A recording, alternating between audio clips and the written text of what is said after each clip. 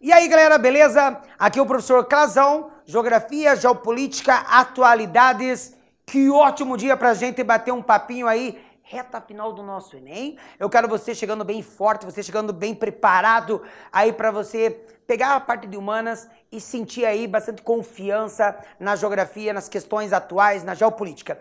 E para nossa aula de hoje, nessa revisão que o professor está pontuando algumas ideias para você ficar esperto, eu trouxe aí basicamente duas ideias. Primeiro, eu quero que você revise, eu quero que você relembre aquelas questões envolvendo política ambiental, beleza? Então, ó, a primeira ideia comigo que eu quero que você já levante é a questão da política ambiental. Então, não tem como nós não batermos um papo dando destaque a algumas ideias sobre isso. Existe Enem sem questão ambiental? Não existe. Então, estamos aí para a gente relembrar o seguinte. Então, primeiro, eu tenho que lembrar 1968, já destaque o Clube de Roma, ok? Professor, o Clube de Roma é importante, trocinho. Lembra que aqui vai nascer aquele estudo que vai ser lançado em 72 chamado Os Limites do Crescimento. Quer dizer, então, basicamente o primeiro grande best-seller do meio ambiente. Mas é o que vai provocar o mundo a discutir isso. Então, lá em 1972, nós vamos ter a famosa Conferência de Estocolmo. Tá relembrando? Tá revisando comigo? Tá aí, ó. Quem que faz essa, professor? Lembra que é uma conferência? Deixa eu apagar aqui, colocar aqui do ladinho para você, ó. É a primeira conferência da ONU. O que é importante nessa primeira conferência? É um grande alerta. Então lembra que a partir daqui a ONU vai buscar alertar os países membros sobre o crescimento demográfico, o crescimento econômico, levando a impacto e ao esgotamento dos recursos naturais. Lembra que aqui vai nascer aquele organismo chamado PNUMA, que é o principal órgão do meio ambiente, Programa das Nações Unidas para o Meio Ambiente. Em 1987, eu lembro o protocolo de Montreal. Então tá aqui, ó, protocolo de Montreal. Em 1987, eu lembro do relatório Nosso Futuro Comum. Então, relatório Nosso Futuro Comum. Lembra que o meu objetivo aqui, gatinhos, é pontuar com vocês algumas situações. Professor, como é que eu posso ter acesso a uma aula que o senhor já deu, completa de meio ambiente pra gente? Cara, acessa lá a Sala do Saber, mano. Acessa lá, dá uma olhadinha, procura a aula do professor sobre meio ambiente, aí você vai poder voltar, retomar algumas ideias. Hoje eu tô tentando fazer aquela, sabe, aquela puxada, dar aquela aquecida na tua cabecinha. Você sabe, só tem que dar aquela lembrada agora. Então, ó, protocolo de Montreal. Você sempre vai lembrar o quê? Falou, tem que falar do ozônio. Se o Enem colocar lá assim, protocolo de Montreal, o que eu lembro? Qual era a discussão? Buraco de ozônio. Qual é a solução? Substituir o CFC. Então, o O3 e o CFC são os temas do nosso protocolo de Montreal. Beleza? No relatório Nosso Futuro Comum, seria o que, professor? O desenvolvimento sustentável. Então, lembra que o relatório de Brundtland, como era conhecido, porque foi liderada, essa comissão foi levada à frente pela Gro Harlem Brundtland, criou o seu relatório Nosso Futuro Comum. Qual que é o objetivo do desenvolvimento sustentável, professor, que foi lançado aqui? A preocupação é assim, como que o passado nos entregou o planeta? E agora pergunta, como nós vamos entregar o planeta para o futuro? Quer dizer, estraga do mesmo jeito que entregaram pra gente antes? Poluído os rios, poluído a atmosfera, desmatado e agrotóxico, coisa e tal? Ou nós vamos tentar ajeitar um mundo melhor para entregar para a geração futura? Então, isso é desenvolvimento sustentável. É satisfazer as necessidades atuais sem prejudicar as gerações futuras, rapaz. Futuras. Beleza? Então vai ser lançado em 87 no relatório Nosso Futuro Comum. Então, se aparecer Nosso Futuro Comum, lembra que foi lançado Desenvolvimento Sustentável. 1992. Eco 92, onde nós vamos discutir no Rio de Janeiro o que, professor? Os objetivos para o desenvolvimento sustentável. E esses objetivos, essas metas, vão estar num documento chamado Agenda 21. Então, lembra que a Agenda 21 é um plano de ação. Professor, o que é esse plano de ação? É onde vai estar todos os programas, todas as leis, tudo que o país estiver fazendo na escala nacional, estadual, municipal, para viver as metas do desenvolvimento sustentável. Ah, criamos lá o projeto Pro Álcool, utilização de etanol. Está aqui, vai estar dentro da Agenda 21. Minha Casa e Minha Vida, Agenda 21. PRONAF, Programa Nacional da Agricultura Familiar Brasileiro, Agenda 21. Quer dizer, então tudo que faça sentido no sentido de melhorar os dias de hoje, entregando um mundo melhor para a geração futura, na questão energética, na agricultura, na questão de redução de pobreza, saneamento básico, cidades sustentáveis, arborizadas, estará dentro desses programas aqui. Então, a Agenda 21 é um conjunto de programas e leis que o país vai criar, que estará fazendo parte da sua agenda, ok? Ok? Então, fica esperto aí. Lembra comigo que também vai ser criado em 1992, na mesma conferência, na Eco 92, as COPs. Então, as COPs da CMC e as COPs do CDB. Ô, professor, tem que ficar esperto com isso, senhor. Claro que tem. O que é CMC? Seria as convenções sobre as mudanças climáticas. Professor, então, a partir daí, nós vamos começar a discutir, professor, o clima, o aquecimento global. Claro que sim. Destaque aqui, ó, para COP 3 e destaque para COP 21. Professor, 2019, estamos no ano de 2019. Quantas conferências das partes das mudanças climáticas nós tivemos? Esse ano vai ser realizado em dezembro de 2019 a COP 25, lá em Santiago, né? Então, lá em Santiago do Chile. Então, já tivemos 24 com essa desse ano, que vai ser realizada ainda, 25. Mas posso dizer uma coisa? Cuidado com a COP 3. Por que, professor, a COP 3 tem que ficar esperto? Porque foi lançado aqui o protocolo de Kyoto. Ó, o protocolo de Kyoto aí, rapaz. E a COP 21 foi criado o Acordo de Paris. O Acordo de Paris. Então, eu acho que nessa discussão, nessas pequenas lembranças que eu estou te fazendo nessa reta final, tem que lembrar disso. São duas políticas do quê? Redução das emissões dos GEE. Então, ambos buscam reduzir. Então, tá aqui, ó, vou passar para cá para ti, ó. Reduzir os GEEs. Principalmente, lógico, as suas emissões. Então, professor, o que é GEE, professor? Gases do efeito estufa. Então, tá aqui, ó. Tanto para o Kyoto, que foi o primeiro projeto, não foi um projeto assim tão eficaz. Ele dizia que os países desenvolvidos deveriam reduzir 5,2% de suas emissões e os países pobres apenas compromissos sem metas. Já esse cara aqui, ele criou aquilo que eles vão chamar de INDCs. Mas sabe como é que vai aparecer no teu Enem? Metas voluntárias. Então, o que significa essa sigla aí, trocinho? Significa contribuições nacionalmente determinadas e pretendidas. Então, queridinhos, tem que lembrar que isso aqui, nada mais nada menos, ele foi uma metas voluntárias, onde cada país propõe o que pode reduzir até 2030 de emissões, e aí assina e vai viver isso aí. Lembra que foi um projeto ratificado, só tivemos uma perda, os Estados Unidos.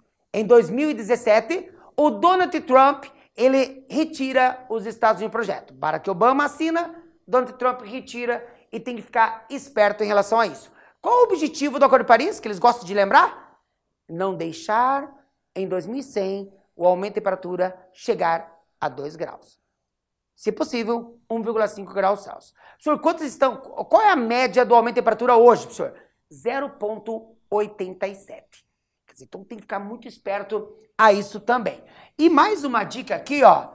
Em 2015, foi lançado a Agenda 2030. Professor, o que é essa Agenda 2030, professor? Na verdade é assim, é a ONU, isso aqui se deu lá na sede da ONU, em Nova York. Aí o que eles decidiram aqui em 2030? Imagina você pegar teu Enem, tá lá, Agenda 2030 nesse bate-papo de atualidades geopolítica ambiental. A ONU entregou bonitinho, um conjunto de 17 objetivos para o desenvolvimento sustentável. Pô, professor, que legal, professor. Então, e agora, professor? Agora que para alcançar esses 17 objetivos, nós temos 169 metas. 169 metas. Então, 17 objetivos para o desenvolvimento sustentável, com 169 metas para alcançar. Cara, ninguém pode negar, né? A ONU deixa prontinho para você só se fazer leis, programas para cumprir as metas e alcançar os objetivos. Então, até quando, professor, vale esse cumprimento aí? Vale até o cumprimento dessas metas, desses objetivos, até 2030. Então, por isso que o nome ficou Agenda 2030. Só que, ó, a dica do Clasão aqui, ó. Professor, qual é a dica, professor, ainda de meio ambiente, nesses pontos que eu estou tentando bater contigo? Aqui, ó, no Brasil, gosta de aparecer isso aqui, UCS. Professor, o que são UCS? Unidades de conservação, perfeito? Professor, unidades de conservação, sim, são áreas delimitadas com o objetivo de proteção ou de preservação ou de conservação. Preservação, quando aparece assim, preservacionismo, é mais radical, não pode tocar. Quando pensa conservação, é o equilíbrio, o uso com o equilíbrio. Por isso que no Brasil existe as unidades de conservação de proteção integral, tá aqui, ó, proteção integral, muito bem, então tem que ficar esperto, e tem que lembrar o que, professor? Proteção integral e os de uso sustentável. Professor, qual é a pegadinha que tem na minha prova, no meu Enem, que pode me incomodar? Proteção integral, o nome está entregando, cara.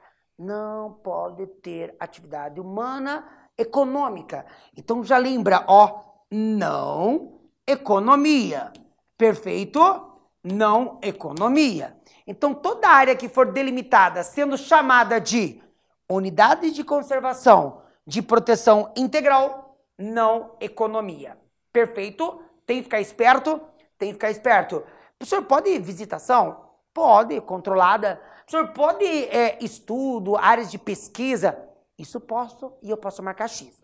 Quando falo uso sustentável, aí sim eu estou dizendo o seguinte, podemos inferir na região economia. Beleza? Professor, dá um exemplo, trocinho. Dá um exemplo aí de proteção integral. Cara, de proteção integral, lembra da reserva biológica? Então, não sei se você já chegou a... Tá viajando pela rodovia, daqui a pouco você vê uma placa lá assim, reserva biológica.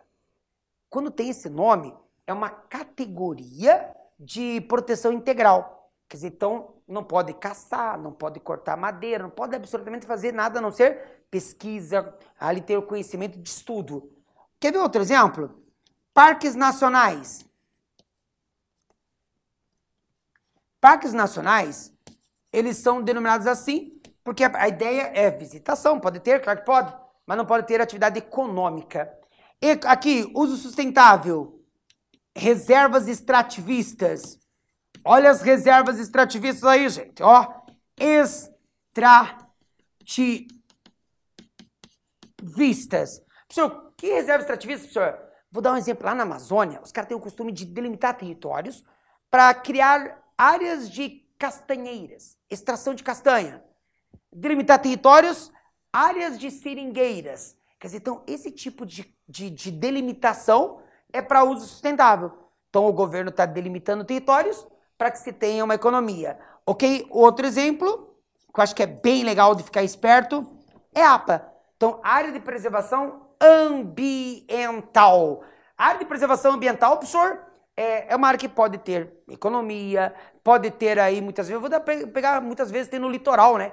A área de preservação ambiental da região litorânea, onde tem lá a possibilidade de pesca, o extrativismo ali dos caranguejos, do siri, quer dizer, então pode ter uma interferência humana sem, lógico, agredir aquela região delimitada. Quer dizer, então pode ter o sustentável.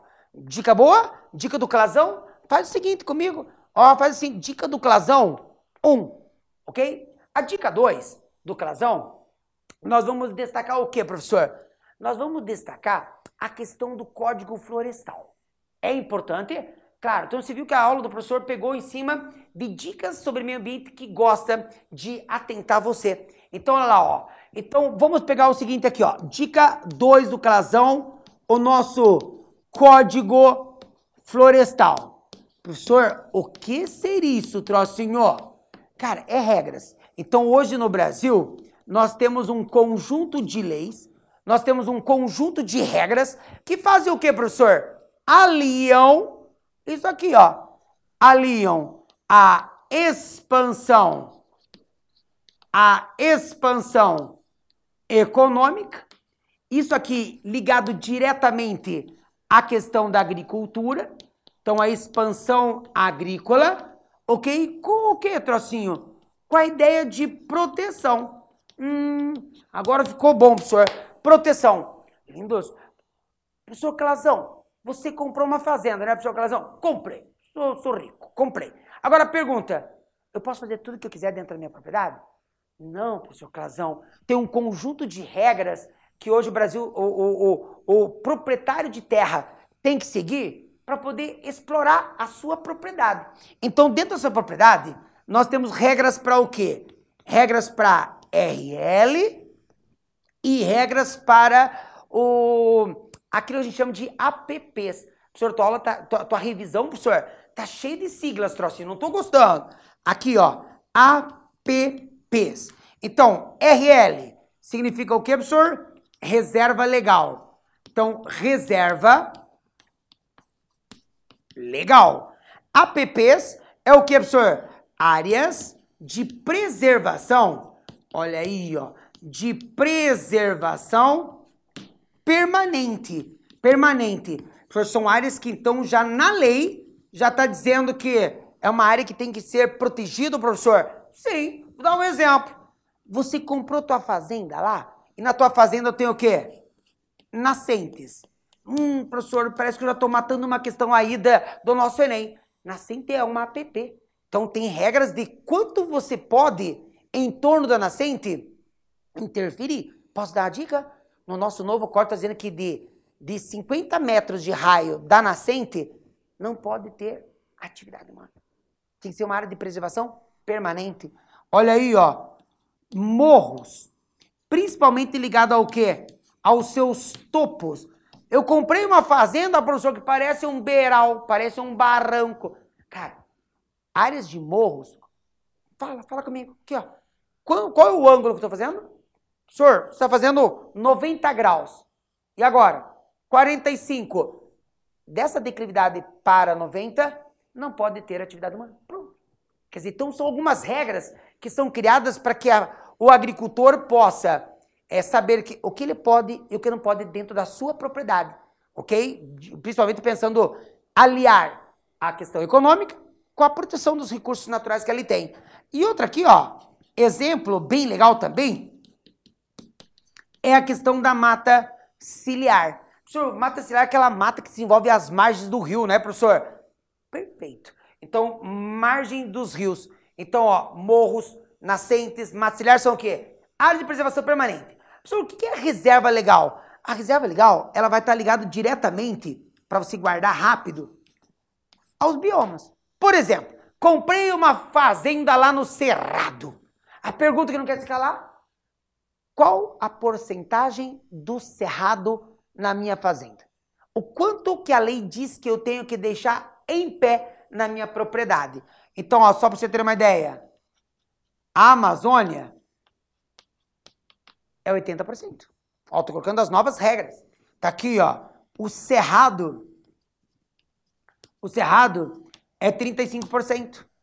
E os outros biomas do Brasil são 20% de proteção. Quer dizer, então, o que é Código Florestal? Imagina você pegar uma questão lá sobre o Código Florestal. Eu tenho que lembrar esse cenário. É o que, professor? São um conjunto de regras que basicamente fazem a relação acontecer entre a expansão econômica e a proteção. Então, uma fazenda apresenta áreas de reserva legal que ele tem que deixar preservado e áreas de APPs que tem um monte de regras para ele preservar. Vou dar um outro exemplo, ó. Mata ciliar. Dependendo da largura do rio, vai do quê? De 30 metros a 500 metros de proteção. Pessoal, mas isso na prática funciona? Ai, não, aí é outra conversa. E é outra conversa. Tô falando que está dentro da lei brasileira que poderia te incomodar na prova. Agora, se é a fiscalização, se é a punição, aí é outra coisa que se discute muito também, né? A capacidade de nós fazermos com que as nossas regras realmente sejam fiscalizadas. Ok, meus amores? Mas, ó, então, Código Florestal é um conjunto de regras para dizer como isso aqui vai funcionar. Então, o nosso último Código Florestal é de 2012. Tivemos 3 na história. 34 com Vargas, 65, aquele início ali do período militar, e 2012, o Código Florestal. E a dica 3, ó, tenha cuidado com problemas urbanos. Então tá aqui, ó, alguns problemas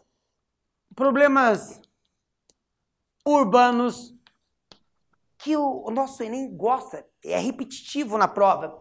Então olha aqui, ó, exemplo, ilha de calor. Ah, professor, tem que ficar esperto, professor.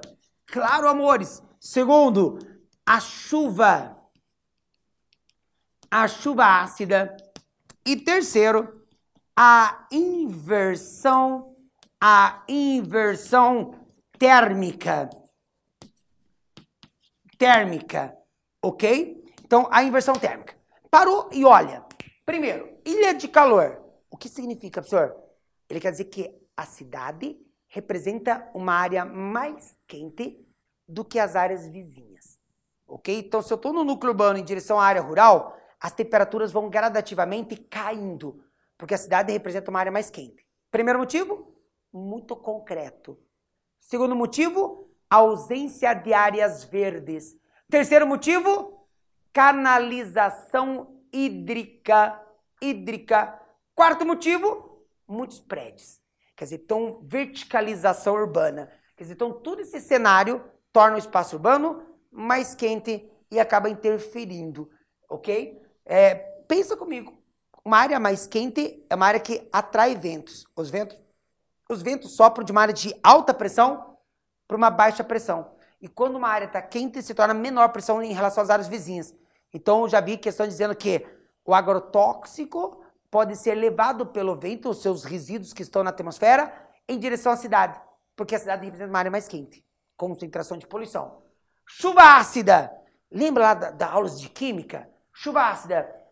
Nós seres humanos, através da atividade humana, principalmente a área de grandes concentrações industriais, lançamos para a atmosfera alguns gases. Entre eles, o SO2 e o NO, que é o óxido de nitrogênio e o dióxido de enxofre.